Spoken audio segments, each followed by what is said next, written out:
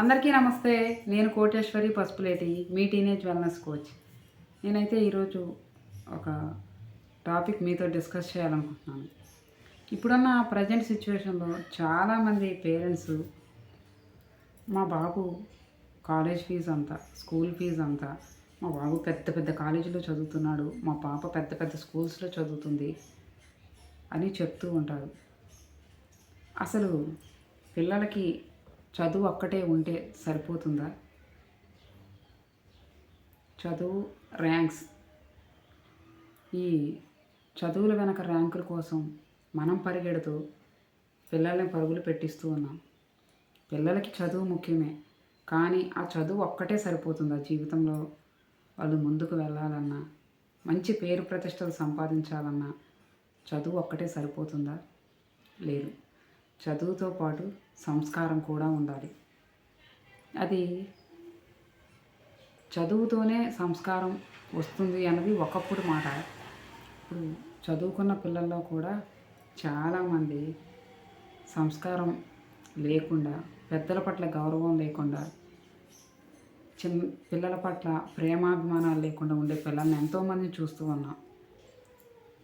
పిల్లలకి సంస్కారం అనేది పుస్తకాల్లో, చదువుల్లో కంటే ఎక్కువగా తల్లిదండ్రుల నుండే రావాలి. చిన్నప్పటి నుండి పిల్లలకి సంస్కారాన్ని అలవాటు చేయాలి. పెద్దల్ని గౌరవించడం నేర్పాలి.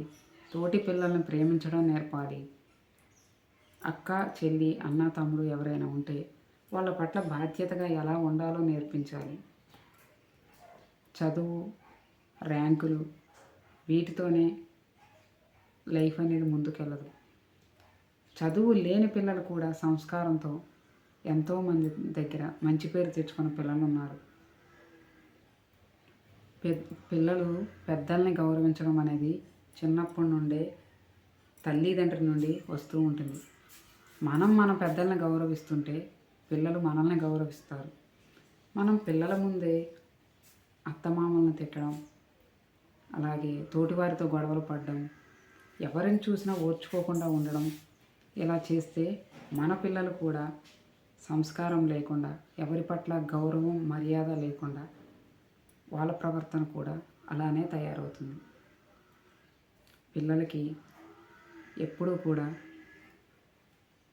పెద్దవాళ్ళకి సేవ చేయడం, పిల్లలకి ఏదన్నా విషయాల్లో హెల్ప్ చేయడం, తనకన్నా చిన్నవాళ్ళైన అక్క, చెల్లి ఎవరైనా ఉంటే వాళ్ళకి తెలియని విషయాలు, చేతగాని విషయాల పట్ల సాయం చేయడం, ఇలాంటివి నేర్పుతూ ఉండాలి. అలాగే మనకన్నా